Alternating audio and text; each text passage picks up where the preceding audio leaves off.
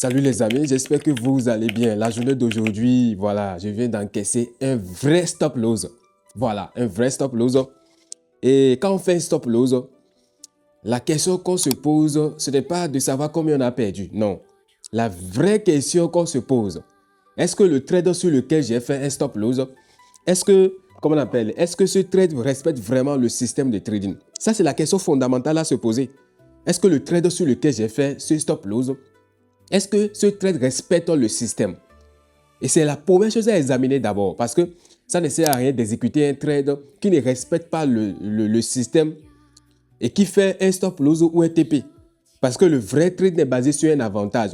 Et c'est lorsque vous respectez votre système de trade qui est basé sur un avantage. Et ce système, c'est-à-dire vous croyez dans ce système.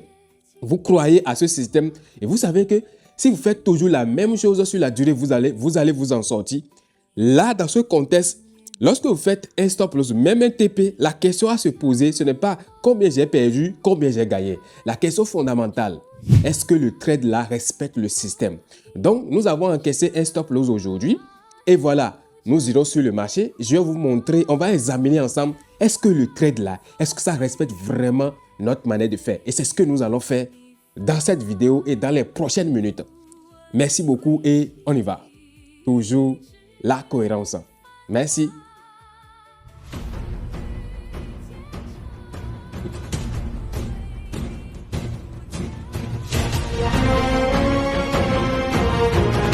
Donc ici aujourd'hui, nous sommes sur le marché de gold. L'analyse que nous avons fait aujourd'hui, même dans la communauté avec les élèves. Aujourd'hui, ce matin, voilà. Ici, qu'est-ce que le marché fait? Si vous regardez le marché actuellement en M15, comme vous le savez, moi je trade uniquement le gold en M15 et j'ai un avantage statistique sur les marchés avec ce système. Donc, je ne change rien, je fais toujours la même chose et j'ai toujours les résultats. Donc, le marché, il est toujours haussier. Lorsque le marché, il a cassé le plus haut ici, vous voyez, le marché a cassé le plus haut ici. Donc, une fois que le marché a effectué la cassure de ce plus haut, le marché passe complètement haussier. Donc, on va changer, on va commencer par chercher des opportunités à la hausse. J'espère qu'on se suit très bien. Donc, ici, qu'est-ce que le marché a fait? Si vous regardez ça très bien, vous allez voir que le marché, il a validé une correction ici. Il est revenu prendre la correction en inducement. Donc, ici, c'est notre niveau de l'inducement ici. Très bien.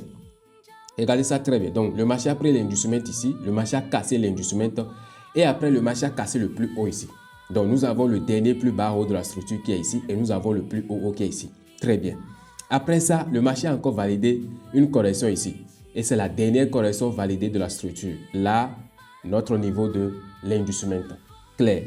Et après ça, lorsque le marché a fait ça, nous avons maintenant la zone extrême qui est ici. Parce que le marché a pris de l'inducement ici, il a validé un plus haut. Donc ici, c'est le niveau extrême qui est la zone de forte probabilité parce que le marché a pris de la liquidité ici avant de réintégrer la structure à la hausse. Donc ici, c'est une zone de forte probabilité.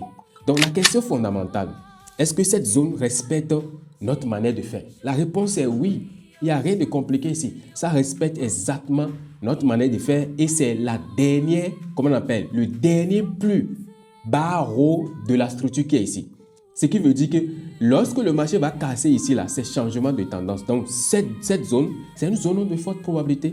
Donc, on peut exécuter un trade sur la zone ici, ce que j'ai fait, ou bien on exécute le trade au milieu de la zone ici. Aussi simple que ça. Donc, moi, j'ai exécuté le trade ici, super bon.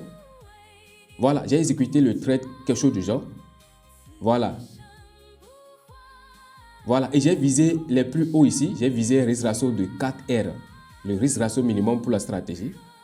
Aussi simple que ça. Et qu'est-ce que le marché a fait? Le marché s'est consolidé pendant un certain moment. Le marché a transformé la zone en SMT, c'est-à-dire Smart Money Trap. Aussi simple que ça. Donc la question fondamentale, vous qui avez fait un stop loss ici, la question que vous allez vous poser, est-ce que ce trade respecte le système? Et la réponse est oui, ça respecte le système. Donc du fait que ça respecte le système, il n'y a rien à craindre. Tout ce que vous allez faire maintenant, c'est de capturer. Remplissez simplement votre journal de trading et passez à autre chose.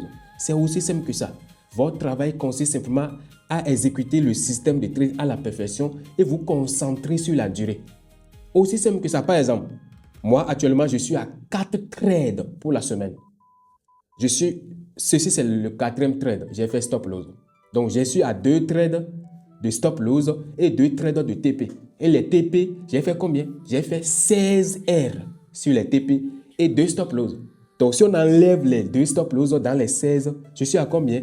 14 R pour la semaine. Vous voyez ce que c'est? Est-ce que vous réalisez ce qu'on appelle la rentabilité en trading? Mais il y a des gens parmi vous, même s'ils font ces 2 TP là et ces 2 stop loss, ils vont terminer en négatif. Pourquoi? Parce qu'ils ne sont pas cohérents. Si je risque par exemple $100 par trade, j'ai fait 1600 et j'ai perdu 200. Je suis à 1400. Aussi simple que ça. Et c'est ça le trading. C'est pourquoi j'ai toujours cette facilité, autant pour moi. Oui, j'ai toujours cette facilité à montrer mes performances, à montrer mes trades, à montrer mes stop loss. Et c'est ça le trading.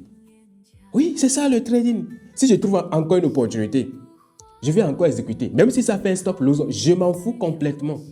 La question, est-ce que ça respecte le système? Si ça respecte, je vais toujours exécuter. Et j'ai une confiance inébranlable dans ma manière de faire. Et je sais pertinemment que si je continue de faire de cette manière, l'avantage statistique de mon système de trading va s'exprimer à mon avantage. Chaque stop loss vous fait rapprocher du prochain TP. Aussi simple que ça. Et si vous ne faites pas ce stop loss, vous ne pouvez pas faire le prochain TP. Si vraiment votre système de trade est basé sur un avantage et votre travail consiste simplement à être un vrai exécutant. C'est ça le trading. Toujours la cohérence. Et on continue. Merci.